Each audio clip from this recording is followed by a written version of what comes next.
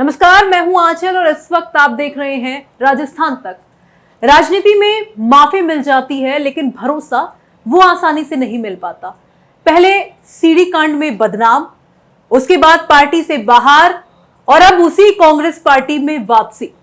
मेवाराम जैन वो नाम जो 3 बार के विधायक रह चुके हैं, अशोक गहलोत के करीबी माने जाते हैं, जिन्हें सीडी कांड के बाद बदनाम होने के बाद कांग्रेस पार्टी से बाहर का रास्ता दिखा दिया जाता था, लेकिन अब वही कांग्रेस पार्टी एक बार फिर से उन्हें गले लगाने जा रही है। लेकिन क्या ये सब इतना आसान है? एक तरफ अशोक गहलोत का समर्थन, अनुशासन समिति की अनुशंसा, दूसरी तरफ जैसलमेर बाड़मेर के दिग्गज नेताओं का दिल्ली की चौखट में विरोध। क्या ये सब इतना आसान है? क्योंकि ये कहा जा रहा है कि मेवाराम जैन की घर वापसी को हरी झंडी मिल चुकी है, केवल औपचारिक ऐलान होना बाकी है। लेकिन अब सवाल यह है कि हाईकमान क्या इसे मजबूती देगा? क्या इससे पार्टी में जो घमासान मचेगा उसे हाईकमान कैसे सुलझाएगा? क्या मेवाराम जैन की घर वापसी एक स्क्रिप्ट या एक राजनीतिक ड्रामा बनकर रह जाएगी? और सबसे अहम सवाल, क्या ऐसे नेताओं की घर वापसी से पार्टी मजबूत होगी या बिखरेगी? आज इसी मुद्दे पर हम चर्चा करेंगे और हमारे साथ हमारे खास मेहमान मुखातिब हो चुके हैं। हमारे साथ वरिष्ठ पत्रकार और राजनीतिक विश्लेषक मिथिलेश जैमिनी जुड़ चुके हैं। मिथिलेश जी, बहुत बहुत स्वागत है। सबसे पहला सवाल यही है कि आखिर ये सब क्यों किया जा रहा है? क्या 2028 में एक गठजोड़ की राजनीति करने के लिए ये सब किया जा रहा है? देखिए, सबसे अहम चीज है कि कांग्रेस में अगर मेवाराम जैन की वापसी होती है तो ये कांग्रेस में उसका विरोध का कोई लॉजिक मुझे समझ में नहीं आता। उसका रीजन ये है कि कांग्रेस का जो ऐतिहासिक पृष्ठभूमि रही है वो ऐसे नेताओं को स्वीकार करती रही है, जिसमें सबसे राजस्थान का चर्चित कांड भुमरी कांड, जिसमें एक दलित महिला के साथ जो कुछ हुआ सबको पता है। उसमें जो आरोपी थे मलखान सिंह जो विधायक थे, उन्होंने कहा कि उनसे उनकी संतान है और स्वर्गीय महिपाल मदेरणा को जेल जाना पड़ा। तमाम चीजें हैं, उसके बावजूद कांग्रेस ने उनकी महिपाल मदेरणा की पुत्री दिव्या मदेरणा को टिकट दिया, विधायक बनी। उनकी पत्नी जिला प्रमुख है, उसके पहले वो अपेक्स कोऑपरेटिव बैंक की चेयरमैन रही। और इधर मलखान की माताजी को टिकट मिला, उनके पुत्र को टिकट मिला। बाबूलाल नागर ने खुद ने कोर्ट में कहा था कि सहमति से संबंध बने, जबकि उनकी पत्नी बच्चे सब थे। तो ये तमाम कांग्रेस के इतिहास से जुड़ी हुई चीजें हैं। तो मेवाराम जैन की भी कोई सीडी आ गई है तो कांग्रेस के लिए तो कोई इशू है नहीं।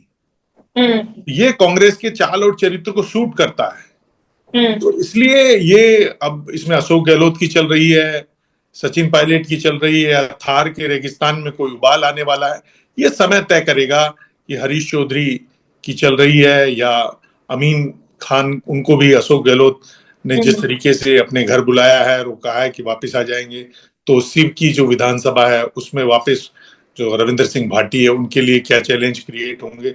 तो कई इश्यूज हैं, लेकिन कुल मिलाकर जिस तरीके से आरएलपी के उम्मीदवार बेनीवाल को ले जाकर एमपी बनाया और अब जो थार की राजनीति है उसमें कह रहे हैं कि हेमाराम चौधरी अपनी बेटी को भी लॉन्च करना चाहते हैं। तो ऐसे में हरीश चौधरी के लिए ये एक चैलेंज होगा कि बायतू से भले वो जीत गए हों उम्मीदवार से, लेकिन अब आरएलपी किसको देती है टिकट।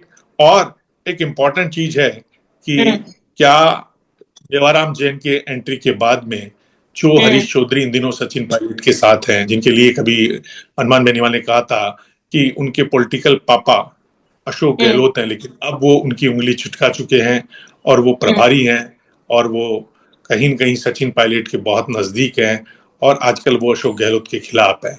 तो कुल मिलाकर जो अशोक गहलोत और सचिन पायलट की पॉलिटिक्स है वो मेवाड़ में तो हमने देख ही लिया कि किस तरीके से सूरज माली और उससे पहले सचिन पायलट की बर्थडे की भीड़, और अब मारवाड़ में मेवाराम जैन की एंट्री के बाद किस तरीके से सचिन पायलट गुट और अशोक गहलोत गुट आमने सामने होते हैं, क्योंकि हेमाराम चौधरी और हरीश चौधरी दोनों सचिन पायलट गुट के समर्थक माने जाते हैं।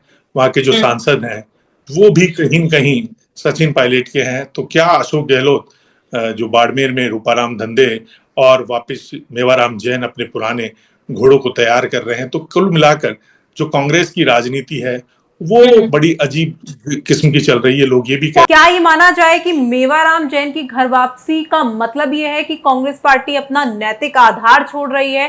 क्योंकि ये कहा जा रहा है कि आलाकमान को ये कहा गया कि मेवाराम जैन 2028 में चुनाव जीत सकते हैं, इसलिए उनकी घर वापसी होनी चाहिए, लेकिन क्या उसकी कीमत भले ही छवि को भी नुकसान पहुंचाना हो? देखिए, कांग्रेस की छवि को क्या नुकसान हुआ? जीते ना सब, दिव्या मदेरणा जीती, मलखान खान का बेटा जीता, तो क्या मदेरणा, बाबूलाल नागर जीता। तो कांग्रेस इसको मुद्दा मानती ही नहीं है। ये केवल मीडिया वाले मानते हैं इसको मुद्दा, कांग्रेस में कोई मुद्दा नहीं है। और अशोक गहलोत इस मास्टर का उन्होंने दिए ना, जिताए, सरकार में रहे हैं। दिव्या मदेरणा भी एमएलए रही है उनके साथ, मलखान का बेटा महेंद्र भी एमएलए रहा, बाबूलाल नागर भी एमएलए रहा है। दूधू से लोग कहते थे लोगो जागो रे नागर आगो रे। मिनी सीएम था, देश का सबसे छोटा वो बनाया जिला। जिनके ऊपर आरोप लगे उन्होंने तो बड़े बड़े करिश्मे किए हैं। दिव्या मदेरणा ने कहा मैं शेरनी हूं। तो ये तमाम चीजें हैं। तो ये ऐसा नहीं है, कांग्रेस में ये सब कुछ चलता है। अब उसको अब अगर नैतिक आधार बना रहे हैं तो बनाए, फिर अच्छी बात है। मेवाराम जैन को नहीं लेना चाहिए। अगर कांग्रेस वाकई राजनीतिक सुचिता की बात करती है तो साथ साथ ये भी तय करना चाहिए कि हम अब दिव्या मदेरणा को भी टिकट नहीं देंगे, अब हम महेंद्र बिश्नोई को भी टिकट नहीं देंगे, अब बाबूलाल नागर को भी टिकट नहीं देंगे। वो तो बाबूलाल नागर वगैरह तो बड़ी बड़ी मीटिंगें करा रहे हैं। अब वो तो सचिन पायलट की तरफ जाते हुए नजर आ रहे हैं, क्योंकि उनकी जातिगत समीकरण सचिन पायलट को सूट करते हैं। लेकिन कहीं न कहीं मुझे लगता है कि बीजेपी के एक बड़े मंत्री और अशोक गहलोत मिल गए हैं, और साथ में दिल्ली के बड़े बीजेपी के नेता मिल चुके हैं, और पूर्वी राजस्थान में नरेश मीणा को लेकर कहीं न कहीं जो गुर्जर मीणा डिवीजन क्रिएट हो, सचिन पायलट कमजोर हो, उस पर काम चल रहा है। तो ये भी माना जाए कि अगर मेवाराम जैन की घर वापसी होती है तो असली ताकत किसके पास है ये भी पता चल जाएगा, क्योंकि अशोक गहलोत का समर्थन उनको है, और इसके अलावा हरीश चौधरी हो या उमेदराम बेनीवाल हो, ये सारे वो नेता हैं जो उनकी घर वापसी का विरोध कर रहे हैं, और आज सभी दिल्ली में भी है। देखिए, ये एक बहुत बड़ा लिटमस टेस्ट है कि जादूगर का जादू अभी कायम है। क्योंकि लोग कह रहे थे कि पटना नहीं बुलाया है या गए नहीं है, क्या गांधी परिवार से गहलोत दूर हो गए हैं? इन तमाम सवालों का जवाब मिल जाएगा अगर मेवाराम जैन की एंट्री हो जाती है। तो फिर आप मान के चलना, ये तय हो जाएगा कि राजस्थान में अशोक गहलोत कांग्रेस में अभी मैं कहूंगा बिना विवाद के नेता हैं, बड़े नेता हैं। इसके बाद जो लोग सचिन पायलट खेमे के हैं, वो उनमें भी भगदड़ सी मचेगी कि 28 में कहीं टिकट आखिरी में अशोक गहलोत ही तो नहीं बांटेंगे। तो एक बड़ा पॉलिटिकल गेम है ये छोटा मोटा गेम नहीं है, बड़ा गेम है, इसमें कोई शक शुबा नहीं है। तो मेवाराम जैन की एंट्री मारवाड़ के लाल की चलेगी या मेरठ के लाल की चलेगी, ये तय कर देगा। लेकिन एक सवाल फिर यहाँ पर ये भी है कि अगर मेवाराम जैन की घर वापसी होती है तो उसके बाद पार्टी में जो घमासान मचेगा उससे पार्टी कैसे उभरेगी? क्योंकि अगर उनकी घर वापसी होती है तो एक सियासी बम फूटने की बिल्कुल आशंका है, क्योंकि कह चुके हैं हरीश चौधरी तो ये बात कि अगर वो वापस पार्टी में आते हैं तो हम कैसे बैठ पाएंगे उनके साथ, और जनता को क्या मुंह दिखाएंगे? ये तो हरीश चौधरी पहले कह देते ना। जब हरीश चौधरी रेवेन्यू मिनिस्टर थे तब उनके साथ ही थे ना। जब उनको क्या हो गया था, जब थे ना दो विधायक, बाबूलाल नागर भी था, तब कहते थे मैं विधानसभा में नहीं बनूंगा रेवेन्यू मिनिस्टर। किसी ने रोका था उनको कि मैं तो भाई अब चरित्रवान राजनीति हूं, मैं चरित्र की राजनीति करता हूं, मैं बिना चरित्र वाले व्यक्तियों के साथ नहीं रह सकता। जिन पर आरोप लगे, जिनके कारण कांग्रेस को के चाल चरित्र चेहरे पर दामन पर दोष आए, मैं उनके साथ नहीं रहूंगा। दोष सिद्धि होती है तो नहीं रहूंगा। तब क्या चुप हो गए थे? अब मेवाराम जैन से ही क्यों बढ़ा? ये एक इंपॉर्टेंट चीज है ना, कि आप करो तो रासलीला और करे तो करेक्टर ढीला, ऐसा नहीं चलता है। राजनीति में या तो आपका व्यक्तित्व ऐसा हो, नीचे से लेकर ऊपर तक एकदम साफ सुथरा हो, लोगों को लगे कि ये आदमी की बात में दम है, ये खुद भी ऐसा है। फिर उसके लिए आर पार लड़े। हरीश चौधरी छोड़े कांग्रेस, अगर मेवाराम जैन आते हैं तो दामन छोड़े कि मैं नहीं रहूंगा मेरी अंतरात्मा की आवाज पर, और ऐलाने जंग करे, मैदान में कूदे राजनीति में। क्योंकि जो लड़ता है वही आगे बढ़ता है। हमने देखा है मेवाड़ मारवाड़ में, तो चाहे रविंद्र सिंह भाटी हो चाहे हनुमान बेनीवाल हो, अब भी हनुमान कूद जाइए कि मैं नहीं रहूंगा अगर आप मेवाराम जैन को लाते हो तो। बिल्कुल। लेकिन मिथिलेश जी, सोशल मीडिया पे बहुत कुछ चल रहा है, सोशल मीडिया पे बहुत कुछ चल रहा है कि कांग्रेस को सीसीटीवी कैमरों से आपत्ति है लेकिन सीडी कांड से कोई आपत्ति नहीं है। ऐसे नेता को आप घर वापसी करा रहे हैं। इसके अलावा क्या ये लड़ाई अशोक गहलोत गुट वर्सेस सचिन पायलट गुट की हो गई है? देखिए, ये सबको पता है कि ये दो गुटों की लड़ाई है और ये सीडी और सीसी ये सोशल मीडिया की उपज है। कहाँ चले गई थी ये सोशल मीडिया? जब बबरी कांड हुआ था कहाँ चले गए थे? जब बाबूलाल नागर जेल गया था तो वही लोग आए ना, फिर उन्हीं को माननीय बनाया ना तुमने। क्यों दिया टिकट? अगर ये कांग्रेस इतनी ही चरित्रवान कांग्रेस है तो क्यों दिया टिकट? किसने किए साइन? कौन था प्रदेश अध्यक्ष? कौन था उस समय प्रदेश अध्यक्ष? हरीश चौधरी जवाब दे दे। जब दिव्या मदेरणा को टिकट मिला या मलखान सिंह जी के बेटे को टिकट मिला, कौन था प्रदेश अध्यक्ष? साइन किसने किए? बता दें। तो आज तो सीडी और सीडी आ गई, उस समय क्या सीडी नहीं थी, कोई टीवी थी? तो ये तो आप अपने हिसाब से राजनीतिक परिभाषाएं गढ़ो तो वो ठीक नहीं है। अशोक गहलोत को पता है कि भाई अपने कांग्रेस में सब कुछ चलता है। उनके तो मंत्री थे ना जब ये सीडी कांड हुए थे। फिर उनको पता नहीं कि सीडी से कुछ नहीं बिगड़ता कांग्रेस का। एक सीडी के वाले को आदमी को लेते हैं तभी सरकार बनती है, उनका टोटका है। तो नवरात्र में टोटका। लेकिन क्या मिथिलेश जी, जनता नहीं पूछेगी कि पार्टी का कोई मापदंड है भी कि नहीं है? आप ऐसे व्यक्ति को पार्टी में ज्वाइन करवा रहे हैं दोबारा से। और जी अरे आंचल जी, जनता ने पहले पूछा क्या? 3-3 बने ना विधायक। कोर्ट ने जो बयान दिए वो विधायक बने ना दूर से।